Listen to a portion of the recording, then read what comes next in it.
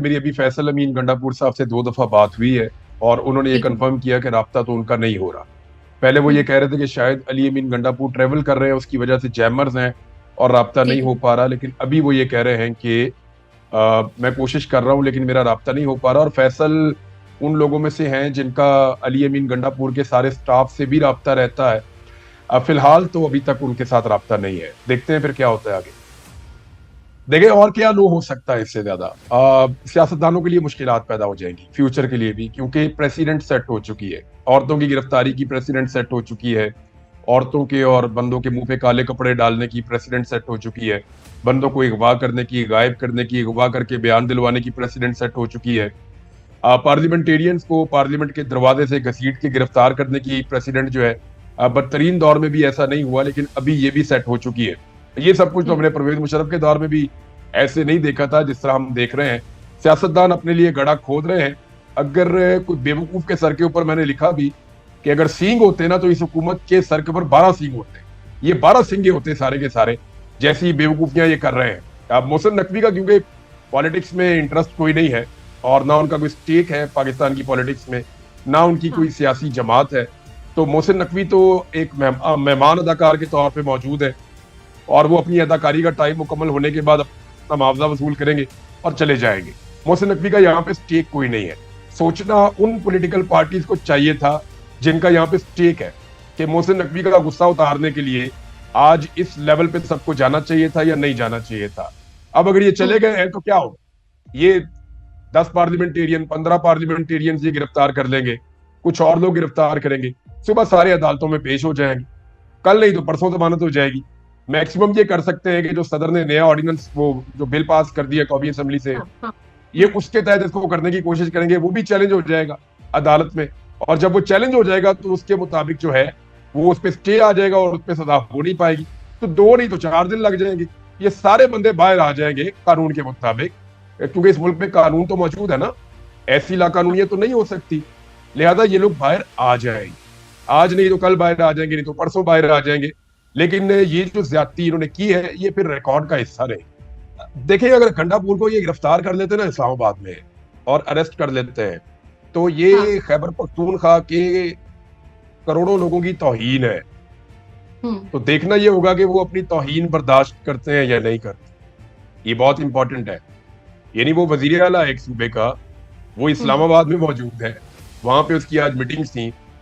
अगर उसे आप वहां पे अरेस्ट कर लेते हैं या तहवील में ले हम्म। लेते हैं या उसके ऊपर दबाव डालते हैं और वो डट जाता है कि ठीक है आप मुझे अरेस्ट करना चाहते हैं तो कर ले, हम्म। तो एक सूबे का वजीर आला है जिसको फेडरेशन में वहां गिरफ्तार किया गया इस्लामाबाद में, तो उस सूबे के लोगों का रद्द-ए-अमल क्या होगा। और देखें याद रखिएगा ये 2/3 से ज्यादा अक्सरियत से यहाँ वजीर आला बने खैबर पख्तूनख्वा के। ऐसे ही। इतनी इतनी जबरदस्त मेजोरिटी आज तक किसी जमात को नहीं मिली जो इनके पास मौजूद है। और अवाम का इतना वोट भी किसी को नहीं मिला जितना इनको मिला है। तो अली अमीन को रख लेना एक बहुत बड़ा रिस्क है और एक बहुत बड़ा जुआ है अगर तो ये निजाम खेलना चाहता है। अदरवाइज मुझे भी पता नहीं है कि क्या अली अमीन को गिरफ्तार किया गया या नहीं किया गया, इस बारे में हम कुछ कह नहीं सकते कंफर्म। लेकिन अगर किया गया जैसा कि कुछ लोग ये कह रहे हैं, और जो लोग ये कह हम्म। रहे हैं नॉर्मली एस्टेब्लिशमेंट के तवसत से वो खबरें शाया करते हम्म। हैं, बिल्कुल। या एस्टेब्लिशमेंट के बहुत करीबी वो लोग हैं जो मिलिट्री एस्टेब्लिशमेंट की खबरें कोट करते हैं, या वो बाकी पीडीएम की तरफ से थोड़ा सा वो खेलते हैं। उसका रीजन ये है कि वो प्रो एस्टेब्लिशमेंट है। अगर वो लोग ये खबर दे रहे हैं तो आप इसको हवा में नहीं फेंक सकते। मैं उनकी खबर की बुनियाद पे ये कह रहा हूं कि अगर ये जुआ किसी ने खेला है तो ये गेम पलट भी सकती है।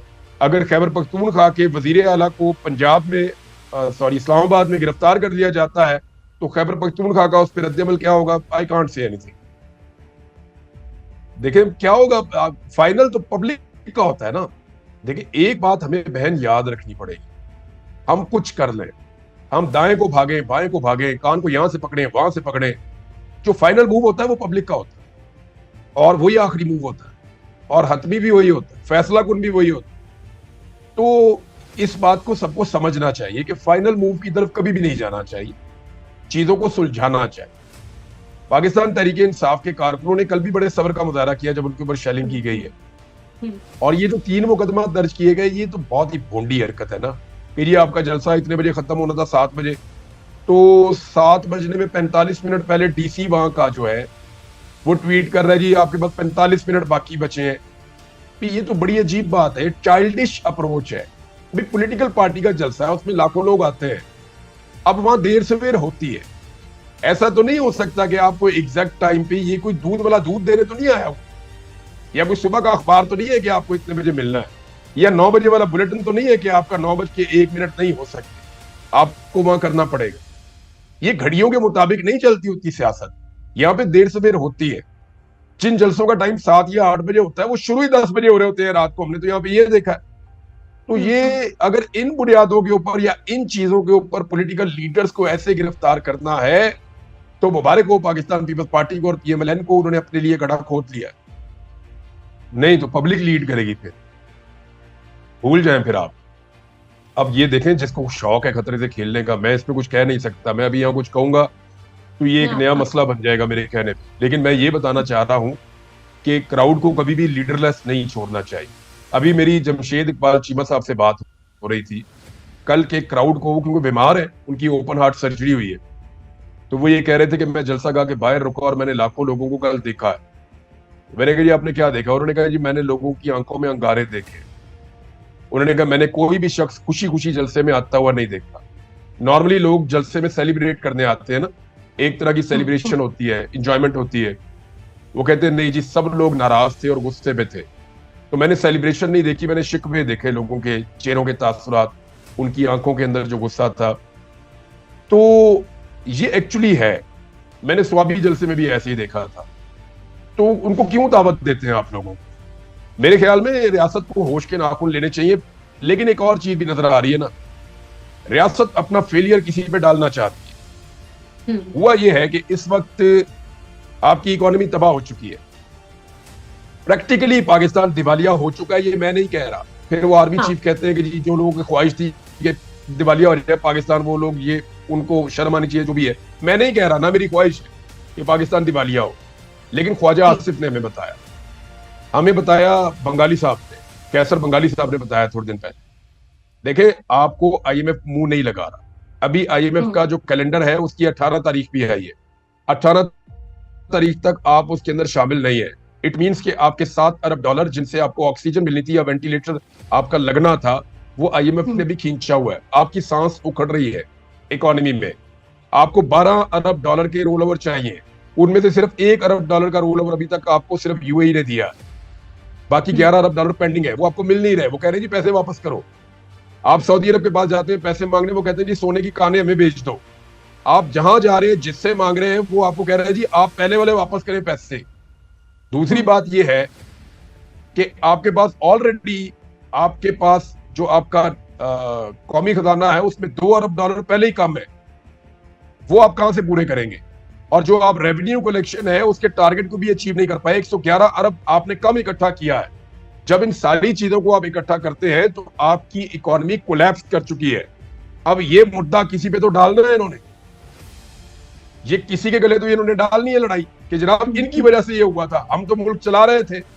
मेरे ख्याल में पाकिस्तान तहरीके इंसाफ को जानबूझकर ट्रैप और इंस्टिगेट किया जा रहा है कि मुल्क में एक लड़ाई छेड़ दी जाए और फिर अनाउंस किया जाए इनकी वजह से मुल्क दिवालिया हो गया।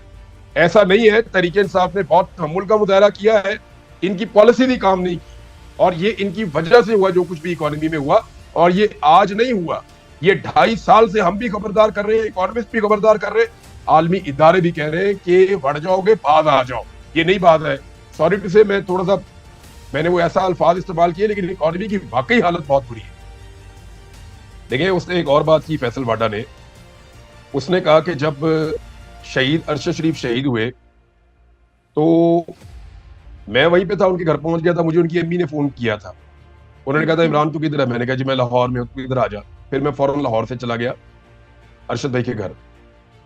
फिर मैं अगले 3-4 दिन वहीं पे था और मैं अपने एक दोस्त के घर में ठहरा हुआ था। मैं सुबह सुबह उठ के चला जाता था और रात को लेट नाइट जब मेहमान चले जाते थे तो मैं अपने घर चला जाता था। सेम सिचुएशन जो है वो मुराद सईद के साथ भी थी और मुराद सईद उनके घर में एक दिन भी नहीं रुका। कल ये झूठ बोला फैसल वाडा साहब ने कि मुराद सईद उनके घर में छुपा हुआ था अरशद शरीफ की शहादत के बाद। हालांकि मुराद सईद बिल्कुल छुपा हुआ नहीं था, वो अपने घर जा रहा था रोजाना और वहां पे उसका घर मौजूद है। और मुझे रात को दोबारा उनकी फैमिली ने फोन किया अरशद भाई की, और उन्होंने कहा ये कितना बड़ा झूठ बोला, हमारी एनेक्सी के अंदर तो हमारे कुछ रिश्तेदार हैं जो मेहमान आए हुए थे, वो ठहरे हुए थे। और फैसल वाडा ने कहा कि इनकी फैमिली से पूछ लें आप, इनकी फैमिली इसको डिनाई नहीं करेंगे। उन्होंने उसी वक्त डिनाई कर दिया, उन्होंने कहा झूठ बोलता है। और दूसरी बात जो फैसल वाडा ने कही कि उस वक्त जनरल फैद डीजीआईएसआई था, तो नहीं, जनरल फैद उस वक्त डीजीआईएसआई नहीं था, जनरल फैद उस वक्त कोर कमांडर पेशावर था। हाँ। और फिर वो जो भी वो कहते हैं, एलिगेशन लगाते हैं, उनकी फैमिली इसमें बिलीव नहीं करती। फैसल वाडा के पास अगर कोई स्पेसिफिक इंफॉर्मेशन सबूतों के साथ है, तो वो फैसल वाडा को चाहिए कि वो जाए और जाके वो इंफॉर्मेशन अदालत को दे, या जहां पे तहकीकात हो रही है वहां पे दे। वहां पे ये कोऑपरेट करता नहीं, टेलीविजन पे आके ये खबरें देता है। और मुझे अफसोस हो रहा था कि इतने गलत स्टेटमेंट दिए जा रहे हैं, हाँ। और उनके ऊपर जो है वो रऊफ भाई ने भी एक लफ्ज नहीं बोला, मालिक साहब बोल सकते थे, वो भी नहीं बोले। मुझे लगता है कि हुकूमत अपनी सारी नाकामियों का मलबा अपोजिशन पे डालना चाहती है। वो इस मुल्क के हालात खराब करना चाहते हैं अमली तौर पे, क्योंकि उन्होंने मईशत को तो तबाह बर्बाद कर दिया है, मुल्क के पल्ले कख नहीं रहा। अब हुकूमत की प्लानिंग ये है कि ये सारा मलबा हम पाकिस्तान तहरीक इंसाफ पे डाल दें कि इनकी वजह से मुल्क नहीं चल रहा था। तो इस किस्म का एक इनके पास कोई ग्रेट प्लान है, लेकिन देखें पाकिस्तान की कीमत के ऊपर कोई मंसूबा नहीं होना चाहिए। ये अनफॉर्चुनेटली जो चीजें इन्होंने अब तक की हैं, इससे पाकिस्तान को नुकसान पहुंचा है। इन्होंने जब जब अपने दिमाग को जहमत दी, जब जब इन्होंने अपने दिमाग से कोई मंसूबा बनाया, उसकी कीमत पाकिस्तानियों ने चुकाई है। ये अब फिर ये हरकतें कर रहे हैं तो पाकिस्तान को खुदा ना खास्ता इससे डैमेज होगा। इनका तो कुछ नहीं जाएगा, इनका तो पैसा बाहर पड़ा हुआ है, ये तो भाग जाएंगे।